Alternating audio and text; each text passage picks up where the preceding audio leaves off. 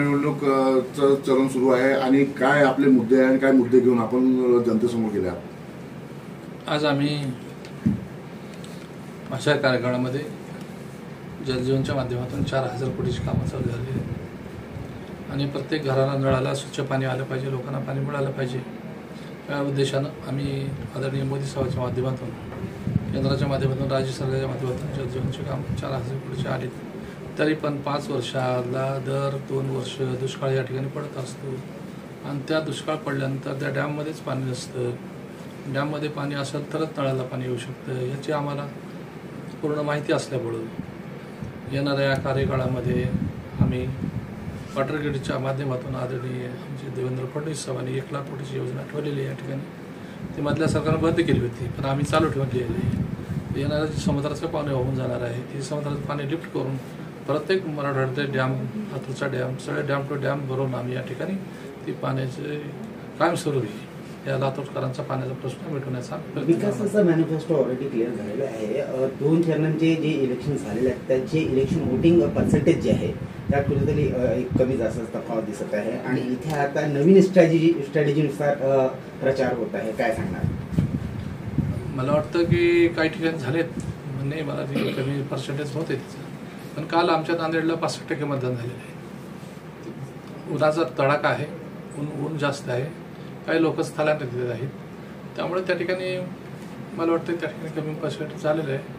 तर आम्ही जास्तीत जास्त आम्ही काल बोललेलं आहे पण की लोकांना जास्तीत जास्त कसं बाहेर काढता येईल, लोकांना कसं आणता येईल, आम्ही त्यासाठी आम्ही प्रयत्न करतो. मतदार जे आहे, मतदार व्यक्ती जे आहे ते जागरूक दिसत नाही, याकरिता काय सांगणार आपण? सगळे मतदार जागरूक आहेत, बिलकुल जागरूक असं नाही, मतदार पूर्ण जागरूक आहे. बिलकुल मोदी साहेबांच्या कामावर खूप खुश आहेत लोक, त्यामुळं मतदार बाहेर निघतील येणाऱ्या माझ्या 7 तारखेला. आणि माझ्या माहितीप्रमाणे 62% गेल्या मतदान 62.5% मतदान पडलं होतं, त्याच्यापेक्षाही जास्त पडेल मला असं वाटतं. मोदीची जी गॅरंटी आहे त्याचा इम्पॅक्ट कितपत पडेल असं मला वाटतं?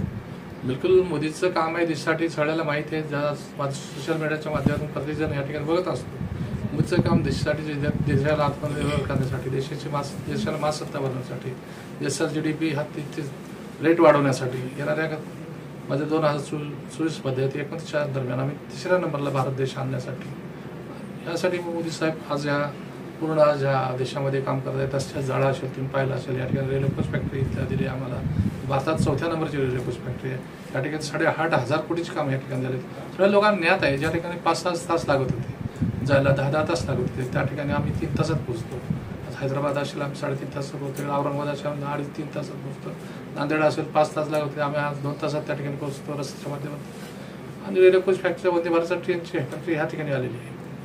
तर मला सांगावंच वाटतं की ह्या ठिकाणी आदरणीय मोदी साहेबांनी भरपूर दिलेले आहे, गोरेगोरांचे न्याय दिलेले आहे. 37,000 घरकुलं या ठिकाणी आलेले, 37,000 घरकुलं, 5 ट्रेन दिलेत मला या ठिकाणी. आज रेल्वे स्टेशनचं कामाचं उद्धार चालू आहे या ठिकाणी. हे सगळे कामं जर पाहता, हे पूर्ण इंडियाभर कामं चालू आहेत. एम्स हॉस्पिटलची संख्या वाढलेली आहे, एअरपोर्टची संख्या वाढलेली आहे या ठिकाणी. मला सांगावंच वाटतं लोक खुश आहेत मोदी साहेबांच्या कामावर. मोदी जे देशाला एक मजबूत राष्ट्र, या देशाला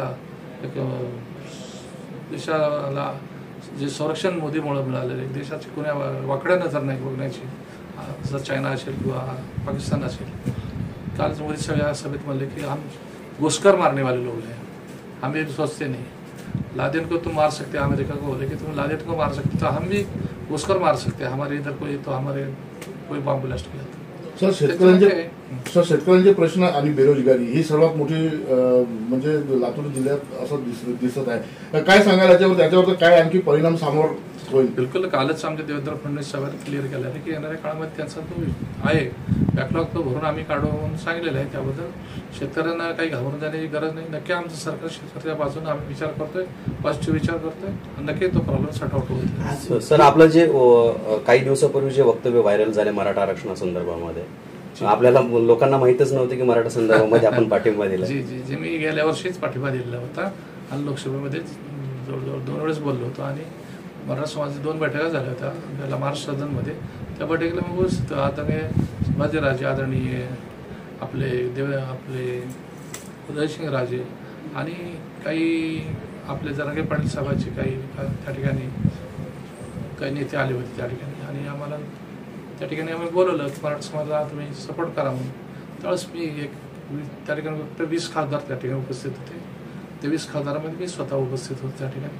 मला सांगावंच वाटतं मराठा समाजाच्या आरक्षणाविरोधात मी बिलकुल नाही, मी सबट म्हणून सही केलेली आहे. त्या ठिकाणी माझं सही नाही, लातूर डिस्ट्रिक्ट MP म्हणून त्या ठिकाणी दिलेलं आहे. तर मी मराठा समाजाच्या आरक्षण मिळायच्या मुद्द्यावर मी ठाम आहे. मिळालं पाहिजे. सर, आज उदगीर इथे गडकरी साहेबांची सभा आहे. गडकरी साहेबांची सभा आहे, काय सांगतात? गडकरी साहेबांचं काम पूर्ण जगाला माहिती आहे. आज अमेरिका तिथं रोड रस्ते चांगले होते म्हणून अमेरिका आज पूर्ण देशामध्ये सगळ्यात जास्त प्रगतशील राष्ट्र झाला.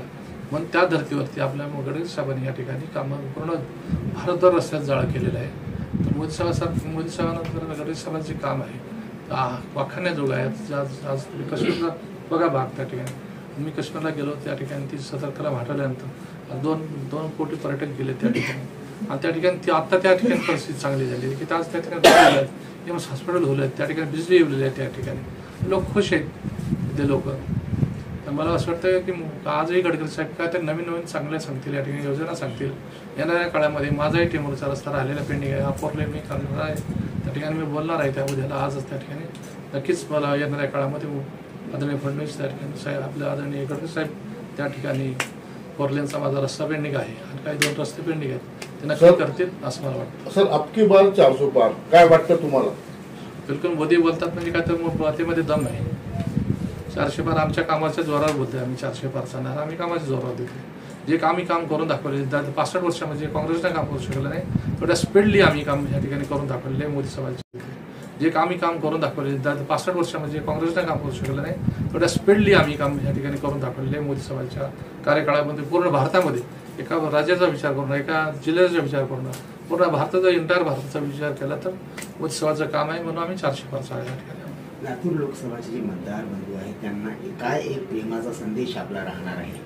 लातूरकरांना मला एवढंच सांगायचं की आपल्या लातूरची प्रगती करायची असेल, आपल्या लातूरचा पाण्याचा प्रश्न कायम स्वरूपी मोठायचा असेल, या लातूरला ह्या येणाऱ्या कार्यकाळामध्ये या इथे लातूर शहर एक शिक्षणाचा हब आहे. या ठिकाणी एक सायन्स सेंटर झालं पाहिजे आणि ह्या ठिकाणी एक केंद्रीय विद्यापीठ ह्या ठिकाणी झालं पाहिजे मला वाटतं या ठिकाणी.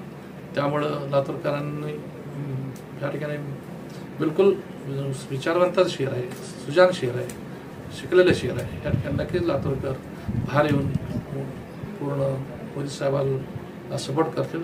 एवढंच मी लातूरकरांना आवाहन करतो की सगळ्यांना जास्तीत जास्त बाहेर या आणि मतदान करा, देशासाठी, सेवेसाठी, देशासाठी मतदान करा, एवढंच मी आवाहन करतो. सर, शेवटचा प्रश्न माझा. नाना पटोले आणि विजय वडेट्टीवार यांनी म्हटलं आहे की भाजपा ईडीचं धाक दाखवतात आणि लोकांना आपल्याकडे खिचतात, काय सांगाल? साहेब, तुम्ही हे बघा, ज्यानं माल लुटलाय, ज्यानं देशाला लुटलेला आहे, हा तो तुमचा पैसा आहे, आमचा पैसा आहे, तो जनतेचा पैसा लुटलेला आहे. तर जनतेचा पैसा वसूल करायला पाहिजे का नाही? 5,000 कोटी त्यांनी 5 लाख कोटी फक्त वसूल केले त्यांच्या कार्यकाळामध्ये. आमच्या कार्यकाळामध्ये जे 100 लक्ष कोटी या ठिकाणी आम्ही 5,000 कोटी त्यांनी वसूल केले. आम्ही 1 लाख कोटी वसूल करून हे आमच्या पूर्ण भारत देशाला इन्फ्रास्ट्रक्चर वाढवण्यासाठी, भारत सुलभ करण्यासाठी आम्ही तो पैसा वापर करतोय. ज्याला भीती आहे, ईडी तुमच्या आमच्यावर पडले आहे का? ईडी ज्यानं पैसा भ्रष्टाचार केला त्याच्यावर ईडी पडते. गोरीवर ईडी कुठे टाकतोय आम्ही? 400 पारचा नारा लावत, 400 पारचा नारा लागत आहे पण कुठेतरी संविधान धोक्यात असा काँग्रेसचा आरोप आहे. काय आमचं तुम्हाला सांगतो 303 आम्ही होतो ना खासदार पहिलंही बहुमतात होतो ना, आणि 352 होतो ना पहिलं, पण तेव्हा करू शकला ना संविधान, आम्ही बदल केला असता ना. असं 400 पार केल्यावर काय संविधान बदलणार आहे का? बहुमत लागतं, संविधान बदलण्यासाठी बहुमत लागतं. आमच्याकडे 303 पहिले खासदार होते, आम्हाला सपोर्टेड खासदार 352 होते, तेव्हाही संविधान बदललं असतं. ही बेबुनाद बाते कर रही काँग्रेसला सांगू इच्छितो की तुम्ही किती लोकांना भडकावताय, किती आमच्या गोरगरिबाला भडकावताय.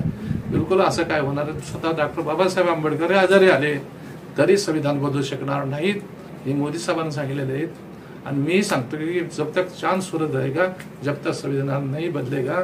खुद मोदी साहब सांगतात, अगर बाबा साहब पैदा नहीं होते तो इस देश का प्रधानमंत्री मैं नहीं होता, ये चाय वाला देश का प्रधानमंत्री नहीं होता. ये सब बहुत बेबुनियाद बातें हैं, इनके पास कोई मुद्दा ही नहीं है कांग्रेस के सामने बात करने का, इसलिए कुछ तो गुमराह करे पब्लिक.